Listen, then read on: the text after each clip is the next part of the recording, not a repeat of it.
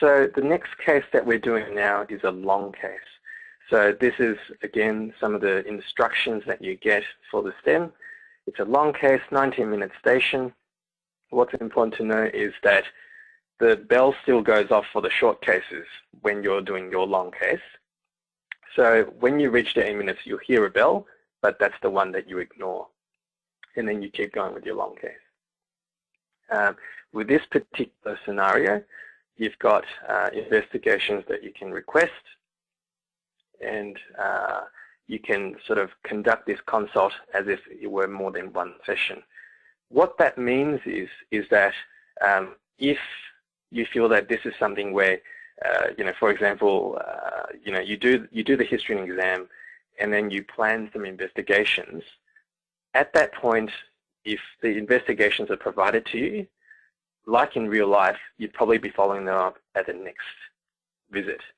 So during the actual OSCE, you'd actually sort of, you'd actually pretend that you're at that next visit, and you can actually flag that, and the examiner will say, yep, that's fine, or something like that.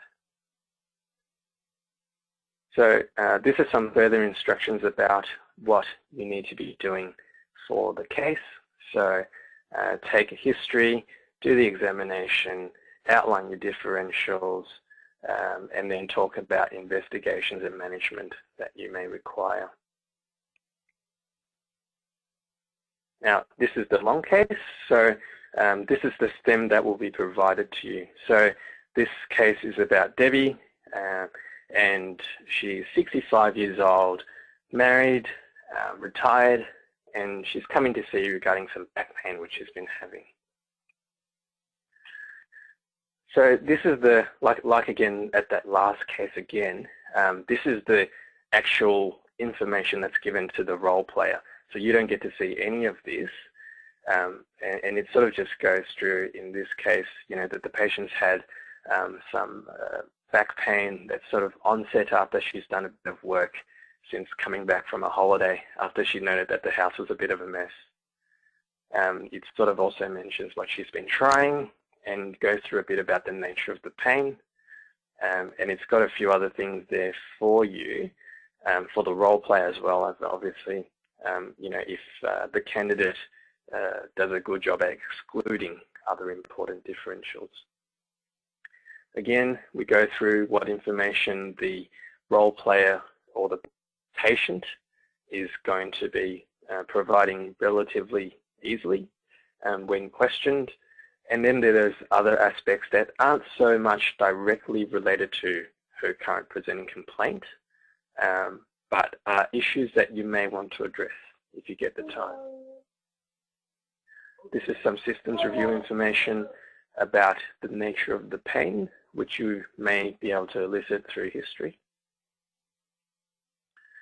And then sort of moving on, these are findings that you'll not be provided, because if you go back to the STEM, you are required to examine the patient.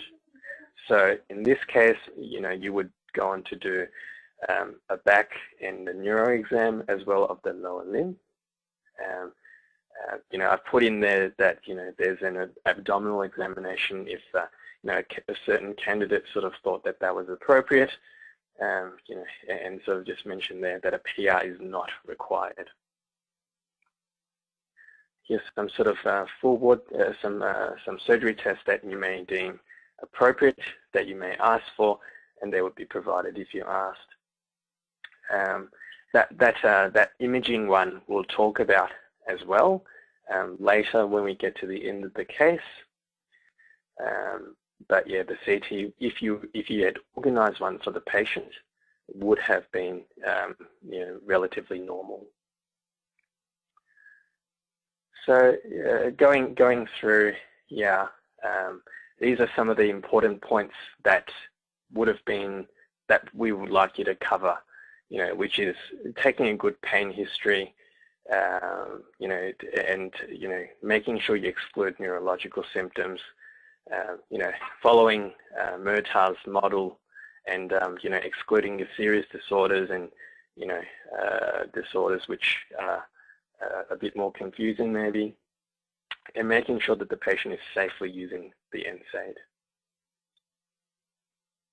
During examination, requesting height and weight for BMI would have been a useful thing to do. You would have been able to elicit that she's slightly overweight, and that might have been something you want to cover. Asking for a blood pressure to make sure that her NSAID use is compatible with it, and doing that muscular and neuro exam of the lower limb and the back. So yeah, look, as I mentioned before, we're going to talk a bit more about a CT scan. Look, in this case, the patient had a very straightforward case of muscular back pain, no concerning features of neurological involvement. So it would have been not necessary to do a CT scan, and one of the arts of this particular case would have been to be able to explain to the patient why you're not going to do a CT scan. In terms of the management, these are some of the things that I thought would have been important to cover, which sort of cover also some of the, if you like, preventive health aspects, talking about safety netting, which is follow-up in 2 weeks if things aren't getting better, and the specific management of the back pain itself. This is sort of to highlight what are some of the things that you could find to sort of manage on top of what her presenting complaint was. So in this case, she was 65, so you see that list there that she would have been able to get sorted out as